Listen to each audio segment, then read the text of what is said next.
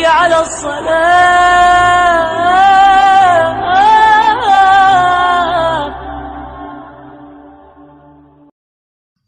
الحمد لله وكفى وسلام على عباده الذين اصطفى.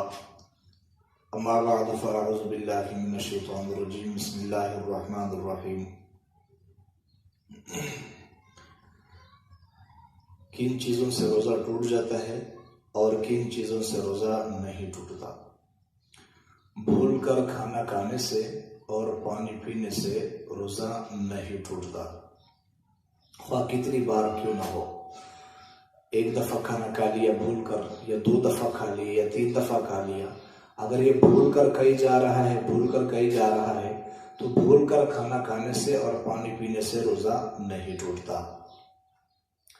اگر ایک بندہ روزے کی حالت میں کچھ کھا پی رہا ہے اور دوسرا دیکھ رہا ہے تو جو دیکھنے والا ہے اب اس کو ان کھانے والے کو روکنا چاہیے ہے یا نہیں روکنا چاہیے ہے. اس میں 2 باتیں ہیں.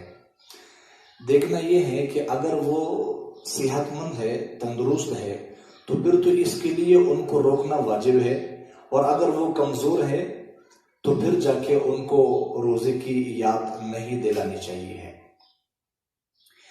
تھوک نکل جانے سے روزہ نہیں ٹوٹتا. اگر منہ سے خون آ جائے تو اس صورت میں جو ہے نا 2 باتیں ہیں. خون تھوک پرغالے میں ہے، نکل گیا، روزہ ٹوٹ جائے گا. تھوک خون پرغالے میں ہے اور نکل گیا تو روزہ نہیں ٹوٹتا. اگر زبان سے کسی چیز کو چکھ لیا اور پھر چکھنے کے بعد باہر تھوک دیا تو اسے روزہ نہیں ٹوٹتا، لیکن ایسا کرنا نہیں چاہیے ہے. اس میں اجازت اس خاتون کے لیے ہے جس کا شوہر سخت مزاج کا ہو. وہ اگر سالن بناتے ہوئے یا کوئی اور اس طریقے سے افطاری کی تیاری میں ہے تو وہ چیزوں کو چک کر سکتی ہے، بشرطے کہ وہ چکنے کے بعد باہر تھوکے، اور اگر وہ واپس حلق میں اتر جائے تو اسے روزہ ٹوٹ جاتا ہے.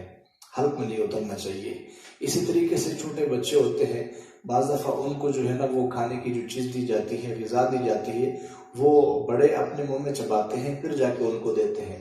تو اس طریقے سے چبانا ان کے لیے جائز ہے، بشرطے کہ کوئی چیز اس کا کوئی ایک ذرہ بھی حلق میں نہ اتر جائے. اگر حلق میں کوئی ذرہ اتر گیا تو اسے روزہ ٹوٹ جاتا ہے.